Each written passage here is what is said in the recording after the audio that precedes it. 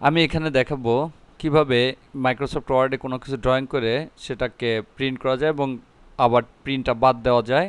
এখানে আমি একটা ড্রয়িং করি, একটা রেক্ট্যাঙ্গেল ড্রয়িং করলাম।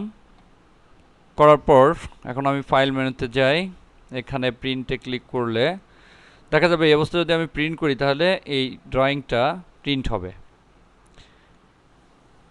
কিন্তু যদি এমন হয় যে আমি কোনো ড্রয়িংকে দেখব কিন্তু প্রিন্ট করব না, কিন্তু এখানে দেখতে পাবো লেখার পাশে ড্রয়িংটা আছে, আমি প্রিন্ট করতে চাচ্ছি না ড্রয়িংটা, তাহলে এই অপশনস এ গিয়ে ডিসপ্লে এখানে দেখতে পাচ্ছি print drawing created in Word, এই চেকবক্সে একটা টিক চিহ্ন দেওয়া আছে, টিক চিহ্নটা তুলে দেই।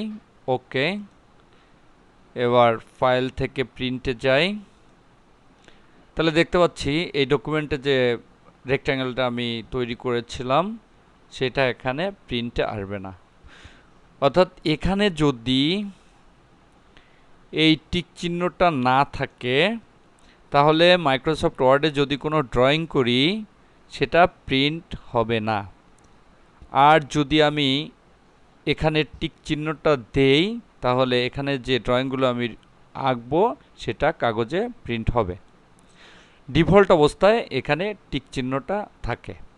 তাই এখান থেকে আমরা এভাবে কোনো ড্রয়িংকে প্রিন্ট করতে পারি অথবা বাদ দিতে পারি।